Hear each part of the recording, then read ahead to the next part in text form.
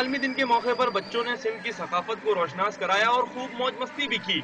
محکمہ ثقافت سندھ نے کراچی اور حیدرآباد کے بچوں کے لیے ان کے عالمی دن کے موقع پر دلچسپ پروگرام ترتیب دیا، جس میں بچوں کو نیشنل میوزیم کی سیر کرائی گئی اور انہیں اپنی صلاحیتوں کے جوہر دکھانے کا موقع بھی فراہم کیا گیا۔ یہ پہلی دفعہ ہے کہ محکمہ ثقافت نے بچوں کے عالمی دن پر یہ تقریبات کراچی اور حیدرآباد میں منعقد کی ہیں، اور اس کے علاوہ ہم نے جو ہے نا وہ پورے میوزیم کے وزٹ کے لیے پورے کراچی کے اسکولز کو جو ہے بذریعہ اخبار، آج پورے اخباروں میں یہ چھپا ہے، ان کا فری گائیڈڈ ٹور ہے وہ ارینج کیا ہے۔ اپنے ہی عالمی دن کے موقع پر بچے ہلہ گلہ تو کر رہے تھے، لیکن ان کے دل و دماغ میں کراچی میں جاری بدامنی کا خوف بھی تھا، جو ذہن سے چھلک کر زبان کے راستے باہر آ ہی گیا۔